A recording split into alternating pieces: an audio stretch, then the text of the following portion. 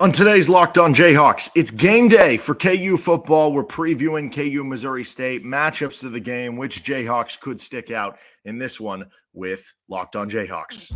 You are Locked On Jayhawks, your daily podcast on the Kansas Jayhawks, part of the Locked On Podcast Network, your team every day.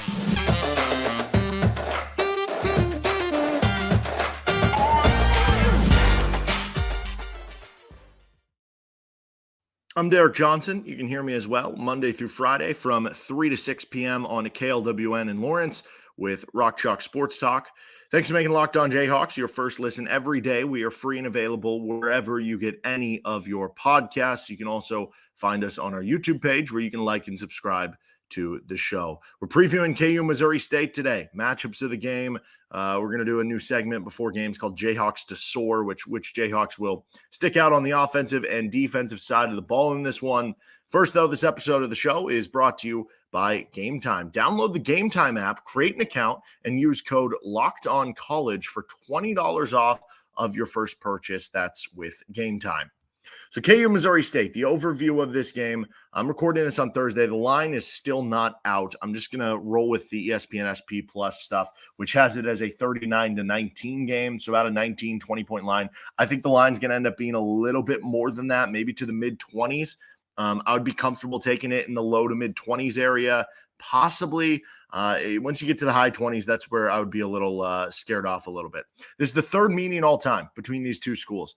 KU won in 2002. That was a 44-24 win for Kansas, and then 24-10 in 2001. So they're 2-0, but both those games are a little bit closer than you'd like to see. Obviously, the 01 and 02 Kansas teams weren't, great Kansas teams by any means. But lots of storylines coming into this game. Obviously, it's the season opener. That's going to be a storyline in itself. I'm sure we'll hear plenty during the broadcast about the new stadium and the new facility upgrades for KU football. But tons of returning production for KU football against not a lot of returning production for Missouri State in comparison, I think is a big storyline to me. It's not just that Kansas playing an FCS opponent.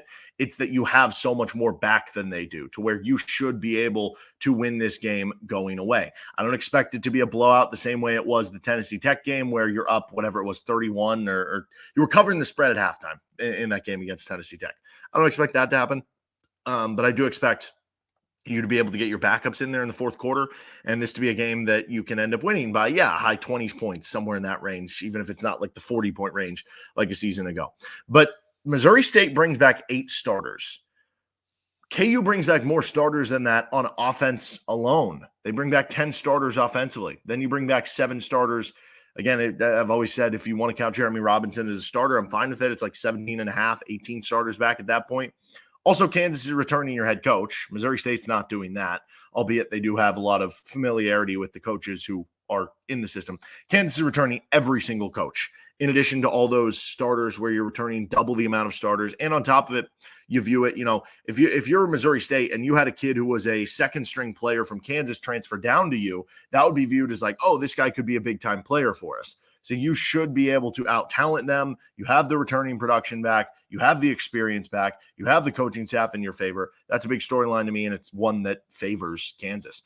Jalon Daniels coming off his camp injury. That's obviously a huge storyline coming into this game. One that the coaching staff has kind of tried to divert and push forward or not really recognize, but one that is obviously a big storyline. He is the Big 12 Conference Offensive Player of the Year in the preseason, and he's been dealing with some sort of back tightness or injury that has kept him out of some practices, not all practices, over the course of fall camp. So what is his readiness going to be? Is he going to be able to play at a full 100% level where he can take hits? Is he going to be at a point where he's a little rusty and he has to shake some of the rust off because he hasn't been practicing as much? Is he going to be fully good and ready to go? Is that going to be something that flares up on Friday and, is something that causes need for concern and you have to go with more of Jason Bean? I don't have the answers to this. I tend to lean toward the idea that I think he's going to be fine, and I don't think it's going to be an issue. I think Jalon Daniels is going to be just fine, and you're not really going to notice it on Friday night. But it is something that became a big storyline over fall camp and is definitely something to monitor coming into this game. The other big storyline into this one is it's our first look at the defense in 2023. And that's a big question you just have about this team as the season goes on. Can the defense be much better overall? And can it be better against the run? You're not going to answer all of those questions in this one game against an FCS opponent. If you do poorly against them, it probably answers more questions than the alternative, which if you do well against them, it's going to be like, okay, that was good, but now do it against other opponents. Do it against Illinois with a Brett Bielema offense. Do it against a physical BYU offense. It's going to become more of a worry if you don't do well in this area, but you want to have that good first impression in a game like this, especially against a Missouri State offense that does have a good running back. So can the defense do better? Can you have that good first impression in a game like this? Fan support, I think, is a good storyline here. Is it an all-time high? Are we going to get a sellout for this game? Is it going to be sellout adjacent?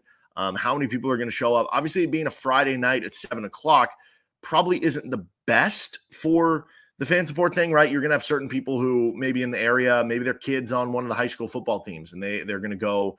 I know Free State played on Thursday, but Lawrence High is playing Friday. They're going to go to their kids' game over going to the KU game. That's going to be a smaller subsect of people necessarily, but maybe their kid is on one of the other high school team, right? It could be an Olathe school or something like that where they're going to go to that game. So that could mitigate just a tiny bit. Also, the game being at 7 o'clock, what happens if you work till 6 o'clock and now you drive and you work at Kansas City, you might not make it to the game in time. When you factor in some of the traffic you're going to have to go with, right? How could that affect the game being on Friday night? Maybe a little bit differently than Saturday. I still expect a good crowd. I still expect good crowd support and fan engagement from KU in this game. But yeah, it seems to be at an all-time high. So let's see the effect of that and the positive reverberations for the KU football team. And then the other big storyline, this is not really a KU one, but it is of interest because they're playing Missouri State. It's the big Missouri State one. They have a new head coach. Ryan Beard is their new head coach. He was the former defensive coordinator at Missouri State last season. Bobby Petrino takes the UNLV offensive coordinator job. Then like a week later takes the Texas A&M offensive coordinator job. And so Ryan Beard, the defensive coordinator, assumes the position as head coach for the Bears. You would imagine there's going to be a lot of continuity there. Bobby Petrino's kid is the offensive coordinator. So there's probably going to be a lot that's similar, but still some differences. You have a different voice leading you, maybe a few different fundamental things that he wants to change up. What is that going to look like for Missouri State in this first game? And does that make it more difficult to prepare for KU because you kind of have a little bit of an unknown with who you're going to be going against in this game? Now, as far as what Missouri State does well, this is a team that I think the defense should be pretty solid. They almost beat Arkansas a season ago. So you have to be very careful here with a game like this. Arkansas, obviously, you saw how talented of a team that was in the Liberty Bowl. But you look at Pro Football Focus, yes, a lot of this outside of the Arkansas game was against FCS competition. So, graded on a scale, the numbers might go down a little bit. But still, they had an 82 tackling grade last season. Very good tackling team. They were 83 graded in run defense, so very good against run defense. 70 pass rush, which is solid, 72 in coverage, against solid, not as good as the run defense numbers. So this is a good defense for Missouri State. Even though they don't have a ton back, they do have players at all three levels. They've got a potential star defensive lineman, potential star linebacker, and a potential star safety on the defense. So look out for the defense. That should make it interesting for the KU offense. Where Missouri State has questions, though, they went 5-6 last year. So this is still a team with a losing record who lost their head coach, who lost their quarterback. They returned just 8 starters overall, less than KU has just on offense. The battle for the quarterback, they might be playing multiple guys. One of the guys who was in the battle transferred away like a couple weeks ago during fall camp. The guy who was maybe expected to be receiver one, transferred away or left the team in the middle of fall camp. So they have some questions on offense. They do seem to be better suited to be a running attack than the passing attack. Sounds like there's some questions about the offensive line, though, too, but they've got a very talented running back who's a former transfer from Kansas State. But they have some other transfers. I know one of the quarterbacks who could be playing, he's a transfer down from Minnesota who, was the backup last year, and he played 3 years at Minnesota. So they do have some talent throughout the roster and have double-digit guys coming from the FBS level. We're going to get onto our matchups of the game, which Jayhawks stand out that could soar in this matchup. First, though, this episode of the show is brought to you by Gametime. Sometimes ticket buying can be a pain in the butt. You have to go through the stressful situation, whether you're buying tickets the day of or you're trying to buy them in advance. And I don't know, you don't feel great about the price that you're going to get, or you don't feel great because you don't really know exactly what the seats are going to look like, or maybe it's the day of and you're just kind of scrambling to get tickets. Gametime is going to take that hassle away. Buying tickets to games and sporting events, concerts, comedy events, it shouldn't be stressful because at the end of the day, you're trying to have fun at this event. So you should be having fun with getting these deals. With killer deals on last minute tickets and best price guarantee, you can stop stressing over the ticket buying process and start getting hyped for the fun you'll have with Gametime. I use Gametime all the time. I am one of those people who's like, let's wait on the tickets. Let's wait on the tickets. And so Gametime is perfect because I'm of the opinion the ticket prices are going to go down. I saw you can get tickets on Gametime for the KU game at like $20 right now. So that's perfect. They have flash deals, last minute tickets. They have easy to find and available tickets in your area, images of the seat views so you can see where you're going to be sitting and what that view is going to be like. Buy tickets in just a matter of seconds, 2 taps, and you're set. The tickets are sent directly to your phone, so you never have to dig through the email. Snag the tickets without the stress with Gametime. Download the Gametime app, create an account, and use code LOCKEDONCollege for $20 off your first purchase. Like I said, there's KU tickets going for like $20 against Missouri State. So you use this code, terms apply. Again, create an account, LOCKEDONCollege for $20 off. Download Gametime, last-minute tickets, lowest price, guaranteed. All right, on to the matchups of the game. We'll start with first down. First down, the KU defensive line against the Missouri State offensive line. This is a matchup where if you're struggling against the Missouri State offensive line, this is an FCS opponent, it probably doesn't speak well for how you're going to do in future games. That was something they did well last year against Tennessee Tech. They dominated on the line of scrimmage. And obviously that didn't lead to them dominating on the line of scrimmage against like Oklahoma or Baylor or some of these schools, but it meant that you were at least somewhere above the FCS level where you haven't always necessarily been in the past. There have been FCS, like I go back to the South Dakota game in 2021. You got kind of beat up on the offensive and defensive line by them. Like they out tackle for lost you and some of those numbers. So just don't get washed out of this game. Dominate a game like this on the defensive line against their offensive line. Especially because Missouri State, the offensive line is seen as kind of being in flux. It's something where they might still be trying to figure out like who's going to be starting certain spots, who's going to fit in where. There are some questions there. And you look at the Pro Football Focus numbers from last year for the Missouri State offensive line. They had just a 41 pass blocking grade last year, and just a 51 run blocking grade a season ago. Now, we have some questions about the KU defensive line. They've got lots of newcomers in there. Will you have any breakouts from guys returning like Jeremy Robinson or guys playing bigger roles like Tommy Dunn and DJ Withers? How are Devin Phillips, Austin Booker, some of these guys going to do in making their first impression? Make that strong first impression. Dominate this game. They have a weakness there. Even if this is a question for KU, you want to see them be more talented and just kind of unearth things and make things difficult for Missouri State to get going from the line of scrimmage perspective. And that would help make you feel a little bit better about a position and a unit for KU that maybe you do have a little bit more questions about. Second down, Jacardia Wright against the KU linebackers. Jacardia Wright is the Missouri State starting running back. He earned Missouri Valley Conference all-newcomer team in his first season last year. He was 6th in the Mo Valley in rushing yards per game. He was 6th in rushing touchdowns. 9 of them. He was 8th in yards per carry, 4.5 per carry. He's a former transfer from Kansas State, which I guess that adds to some of the intrigue here too. And this isn't just right. Like as a team, Missouri State had a 90.2 run grade last season. That was one of the best in the FCS and the country. This is a team that has really talented runners of the football and can make you miss, which means the KU linebackers have to be on a good game here, especially early in the season, right? It can be tough to immediately be good at tackling to start out the season because maybe you weren't doing full tackling drills during fall camp. You didn't want to get guys injured. So being able to quickly get acclimated with the game and wrap up, bring guys to the ground. KU obviously has their 3 starting linebackers back. Taiwan Berryhill starting. You add J.B. Brown. This is a unit overall you want to see play much better than a season ago anyway. This is actually kind of a good first test for you against Missouri State. Third down, the KU offense on third downs versus the Missouri State defense on third downs. Kansas was the best team in the Big 12 last season in third down conversion percentage. Missouri State, meanwhile, they held opponents to just 36.6% on third downs last season. That was one of the top 30 marks in the FCS a season ago. So they were a good third down defense. Obviously, Beard, their head coach, is the former defense coordinator. He's going to want to keep that thing together. You got to keep drives going. Ideally, in a game like this, you're not going to face too many third downs. You're going to have enough success on first and second down and big plays that you're not going to need overly many of these. But this is your first live action to work on those third down plays, those third and medium, third and longs, the times that you're going to have them. This obviously involves Jalon Daniels. He's got to make big plays. He did last year. You trust him to do those things, but that'll be a fun chess match in this game. And our fourth down matchup here is special teams versus special teams. Just special teams in general. This is just a unit overall. You want to see play better for KU.